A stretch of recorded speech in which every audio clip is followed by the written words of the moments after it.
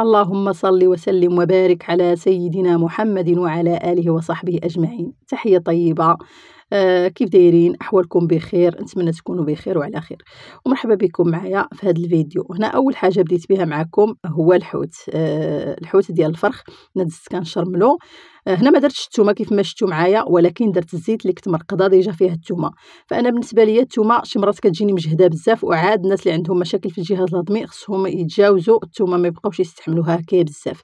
فانا رقدت الثومه اللي كانت عندي تقريبا، بغات تخسر ليا الثومه. وواحد النصيحه، الا كانت عندكم الثومه بواحد الكونتيتي اللي هي كبيره وشفتوها كتنبت وكتخسر، ما عليكم غير تقشروها وتنظفوها مزيان وتنشفوها من الماء وديروها في واحد القريعه الزاج وتزيدوا عليها زيت البلديه وتحطوها في الثلاجه ديالكم.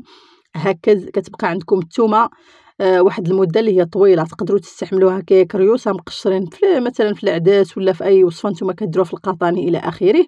وإلا تسالات ديك الثومه كتبقى ديك الزويته ديالها وكتبقى فيها ديك الريحه ديال الثومه. انا كنخدم غير بديك الزيت، يعني الثومه ما بقاتش، مي ديك الزيت اللي فيها الثومه اللي رقدات فيها ديجا الثومه راه كتكون في واحد الريحه بحال لا درنا الثومه. يعني هادو من بين التدابير المنزليه اللي كنديروهم. هنا كيف ما شفتوا معايا، بعد ما حطيت الحوت جانبا شرملته، يعني بشويه ديال الربيع وديك الزيت اللي فيها الثومه والعطريه وحطيته جانبا. بغيت نرافق اليوم الحوت ديالي بتكتوكه. وشكون فينا اللي ما كتعجبوش تكتوكه اولا زعلوك؟ ولكن فاش كنفكروا في ديك الفلفله غادي نشوطوها هكا فوق البوطه، وفي الدنجه اللي غادي نشوطو فوق البوطه راه كنملو وكنديرو بالناقص. فانا شخصيا كنت كندير بالناقص شحال من مره على هاد الوصفات هادو، مع العلم انهم كيعجبوني ومن الوصفات المفضلين عندي. ولكن هذا المشكل فوقاش تحل من نهار دخلت الاير فراير عندي الكوزينه. صراحه تهنيت وارتاحيت وليت كنقدر ندير هاد الوصفات في اي وقيته بلا ما نفكر بلا ما نتردد. شوفوا لي البوطه ديالي هنا راها نقيه وغتبقى هكا نقيه. يعني اليوم واخا غادي ندير تكتوكه وغادي ندير الحوت وداك الشيء، فالبوطه ديالي غتبقى نقيه والمطبخ ديالي غيبقى نقي والروائح ديال المطبخ ما غتكونش كارهه نهائيا. هنا الفلفله من بعد ما تشوطات كيف ما شفتوا معايا هنا بحال راها مقليه، كندهنوها بشويه ديال الزيت، غير واحد النقيطه ديال الزيت كندهنوا الفلفله ديالنا، كنحطوها في الاير فراير صافي حتى كتوجد. هنا حطيت المطيشه حتى هي بحال غنديروا لها نص طيبه. دزت المقيله ديالي، لقيت ديك البصيله نشفات، يعني من داك الماء ديالها، زدت ليها شويه ديال الزيت وبديت كنحرك مزيان. كيف ما قلت لكم مع الاير فراير راه كنتهناو من دوك المشاكل ديال الفلفله باش كنشوطوها وداك الاحتراق ديالها وداك الدنجال اللي كيبقى يطير منه داك ديك الكحوليه، وكتجلخ لينا البوطه وتجلخ لينا هكا الخاميه الا كانت في الشرجم وتجلخ لينا الحيوطه. مهم راه مشكله وصافي. هنا المطيشه ديالي شوفوا ليا القشره كتزول بسهوله وسخونه، عرفتوا راها غير الحال بارد وصافي اللي شفع عليها. اما لو كان الصيف ما نقدرش نجبدها هكا بيدي. ودرت لها هذيك، فرشت لها الاير فراير ديالي باش هكا ما كتوسخش. فخديت واحد المجموعه هكايا كان الثمن ديالهم صراحه مناسب، وكنفرش هكا داك الورق الزبده كيتباع هكاك باكيه، الثمن ديالو 260، يعني رخيص وفيها بزاف فيها بزاف، يعني كنقدروا كل مره كنستعملوا. فهكا كنحافظوا على الداخل ديال الاير فراير بلا ما نبقاو كل مره نغسلوه كل مره نحيدوه. صافي هنا دزت المطيشه كيف ما شفتوا معايا، كنقطعها تقريبا راها نص طيبه كيف ما قلت لكم. كنقطعها هكا مزيان باش غادي ندوز نضيفها مع شويه ديال الربيع اللي هو قزبر ومعدنوس مخلطين. هنا الفلفله ضفتها معكم كيف ما شفتوا معايا، صافي قشرتها وحطيتها حتى هي مع البصله. هاد الوصفات هادو علاش كتكون على شكل شلاضه هكا كنرافقوا اولا صوص كنرافقوا بها الحوت. فاش كنديروا الحوت نقدروا نديروا حتى العدس، مي اليوم انا ما درتش العدس. هنا الزيت اللي قلت لكم رقدات فيه الثومه هي اللي درت، فانا ما درتش الثومه نهائيا، ما متوفراش عندي في الدار، ولكن كاينه الزيت اللي رقدات فيها الثومه راه يعني كتعوض لينا الثومه. صافي بديت كنضيف هكا العطريه والملحه وداك الشيء الاخر كيف ما شفتوا معايا، وغادي نسد هكا على المقله ديالي وغنخليها كتوجد. يعني غنقصوا لها مزيان نخليها كتوجد كطيب شويه عليها، باش غادي ندوز معاكم الحوت اللي غنطيبو بواحد الطريقه اللي هي صحيه 100%، وبركه عينا من دوك الزيوتات اللي كيبدا الحوت يعوم في وسط الزيت صراحه، وكتولي الكوزينه حالتها وكتولي البوطه حالتها وديك الريحه وعاد ماشي صحي بمره. هنا حطيت الفينو.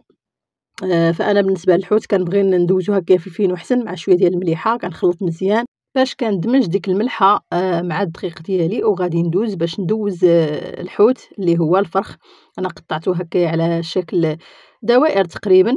هو صراحة دغيا كيطيب، فما كيحتاجش الوقت نهائيًا في الطياب. واليوم غنطيبو معاكم في الair fryer كيف ما قلت لكم، بواحد الطريقة اللي هي صحية وناشف، وما غيكونوا لا زيوتات لا حتى شي حاجة، وكلشي ديالنا غيبقى نقي. وأهم من نقاو من هادشي كامل هو أن الصحة، لأن فاش كتكون حاجة كنتناولوها بواحد الطريقة اللي هي سليمة، بواحد الطريقة اللي هي صحية، فكنستافدوا منها أكثر وما كنتضروش.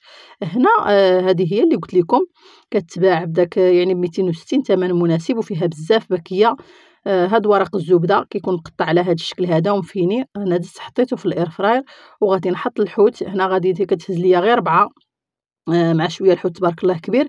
هنا درت 4 هكايا، وغادي ندير لهم واحد معلقة وصافي، فقط معلقة، ما نزيدو عليها حتى شي حاجة، معلقة ديال الزيت هكايا من الفوق.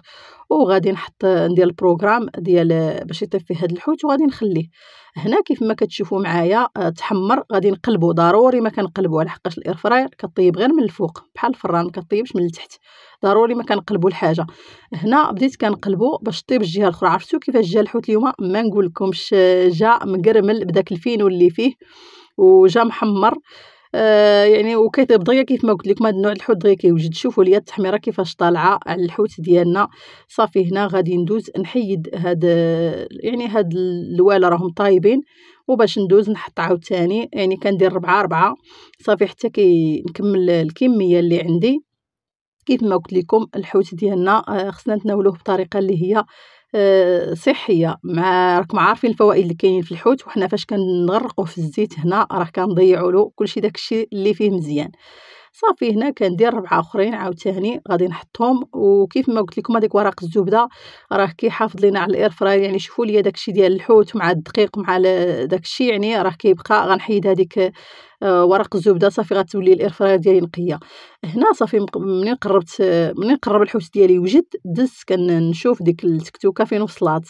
هنا العشاء، فانا ديما العشاء كنحاول ندير غير شي حاجه، ما كنبغيش نكثر بزاف الماكله هكايا في العشاء. راكم عارفين دابا ها البرد بنادم كينعس تقريبا شويه بكري، فماشي ضروري يغلق بزاف.